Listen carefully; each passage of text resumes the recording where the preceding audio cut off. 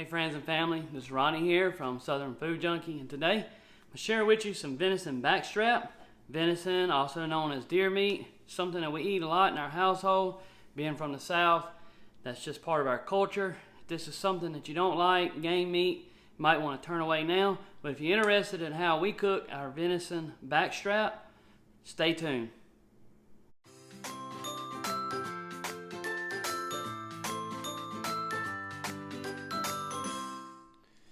Alright, so we have our venison here. We already have ours cut up. We didn't opt to get the whole backstrap, so we have our backstrap cut up into little steaks. And if you don't know, the backstrap comes from the back of the deer. It goes right down the spine. The tenderloin is on the inside of the spine, and the backstrap's on the top of the spine. The tenderloin would be the same place that you would on a cow where you would get filet mignon. And this is some of the backstrap, and the tenderloin is two of the most tender cuts of meat from most types of animals. Whether you're talking about pork, deer, lamb, or deer here, or white-tailed deer in our example here. So we're going to get down. We're doing a super simple recipe on this, and the reason why I'm doing this super simple is really just to show you how easy this is to cook and to have great results with this. We're going to put this on the grill. We're going to cook this medium. This is best served rare to medium rare to medium. If you like yours cooked a little bit more, deer meat, venison will get tough on you if you cook it all the way to well done. You might be able to take this to medium well and it'll still be okay. But this is where we're going to take this, and next thing we're going to do is we're going to wash this and dry it off, and then we're going to marinate it with some sea salt, pepper, and olive oil. Super simple recipe. Now you can see here that we've trimmed all the silver skin off. This is all the silver skin that we've trimmed off the edge of our meat. Look at this beautiful dark red venison here. Look how lean that is, and this is going to be a tender cut of meat.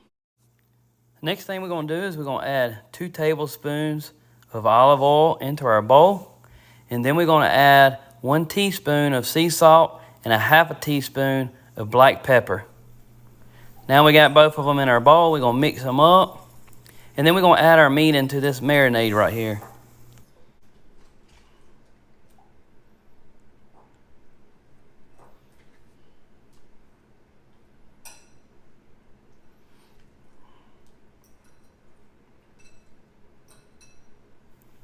Now that we got all of our meat in the bowl, we have it all coated with our marinade here. We're going to place this in the refrigerator.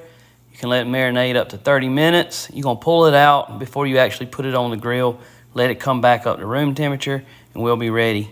If you want to, you can leave it out on your counter here and just cover it up if it's kind of cool.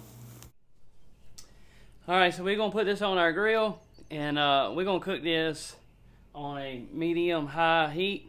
So we want this to get up to about 350, 400 degrees, and we're going to put this on here, and we want to cook this hot and fast.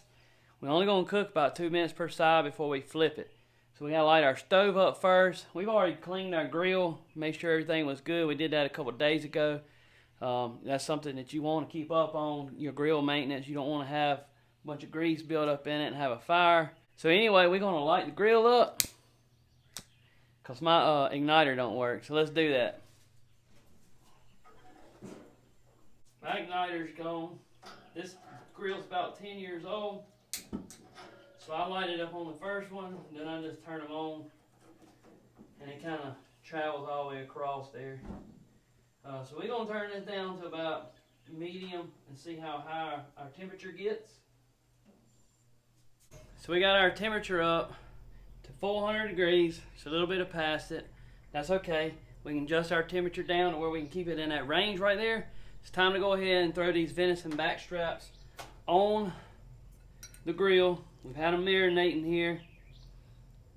They're room temperature. We're going to give them a final stir here in our bowl just to get them good and coated with that salt and that pepper and that olive oil. Let's throw these on.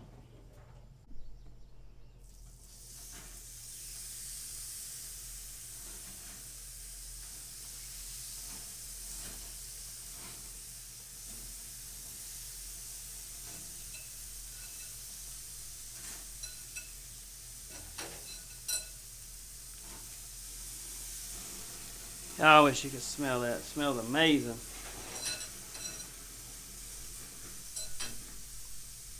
Alright, so we got these on here. We're going to let them go for about 2 minutes on that side. One of the most important things that you can have, one of the most important tools that you can have when you're cooking on a grill or when you're cooking inside is an instant read thermometer. I use ThermoWorks. I like it because it's professional grade. These are the ones that the chefs use all over the world. This is it's heavy duty. I don't know. I just like it. It articulates. No matter which way you turn it, it rotates. But the most important part about this is it's accurate. They test them before they send them out, and it's quick. So when my hand's over the top of that flame, I want something to read the temperature super quick. I don't want to be sitting there waiting 20 or 30 seconds for the temperature to get up to it. These cost a little bit of money. You can catch them on sale sometimes. They usually range between about 70 to 100 bucks, but they're worth it. These will last you a lifetime.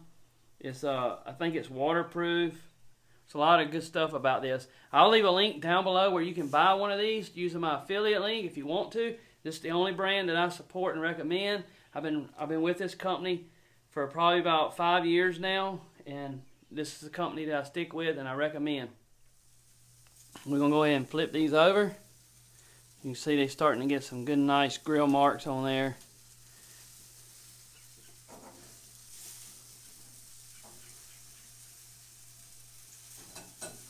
We're going to let these go about another 2 minutes.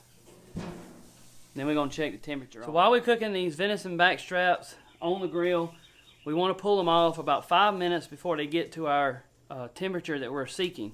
We're cooking ours medium, which is around 145 degrees Fahrenheit. So what we want to do is we want to look for a temperature close to 140. So what we're going to do is we're going to pull these off the grill, and then we're going to let them rest for about 5 minutes before we cut into them. This will allow them to pull in any of the moisture, and this will help them tenderize, and then they'll finish cooking as they're cooling off. So that's why we pull them off. You want to pull them off 5 degrees before your target temperature. So if you want them to be medium rare, that's around 135. You want to pull them off around 130. So like I said, we want ours medium, so we're going to pull ours off around 140. All right, we're 4 minutes into our cook. This one right here has already reached 140. We got a little tiny one up here that's already hit that too. This one right here still needs a little bit of cooking. See, we're at 134. On that side, 130. We're getting really close. This one right here, this has hit our target temperature. You can see it don't take long. We'll move that around, let that cook just a little bit more, and we'll be bringing these inside. Actually, what I'm going to do is I'm going to move all these ones that's already reached temperature over to the other side, and then I'm going to cut that side of the grill off. And then we'll leave this one over here on this side. Alright, so we reached our target temperature of 140 degrees. We're going to go ahead and remove these.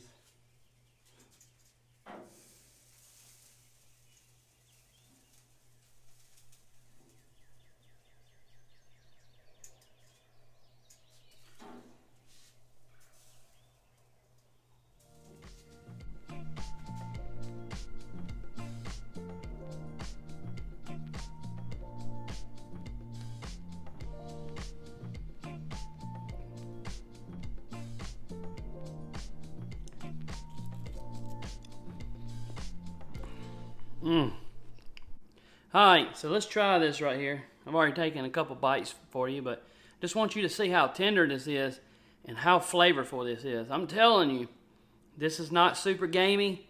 The meat's tender. This kind of reminds you of filet mignon. It's got a real beefy flavor to it, a little bit of an earthy flavor, but this is so good, and I really wish that you would try it. And if you didn't know that it was venison, that you probably would fall in love with this. See how tender that is, how tender that pulls apart? The key to cooking venison is to cook it hot and fast, and don't cook it long. If you overcook it, you're done. It's going to be tough on you.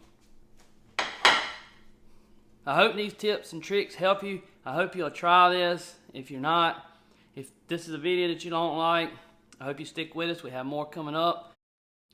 Thank you for sticking around watching us today on Southern Food Junkie. I appreciate you, friends and family. If you hadn't done it yet, hit that little subscribe button that's going to pop up right here.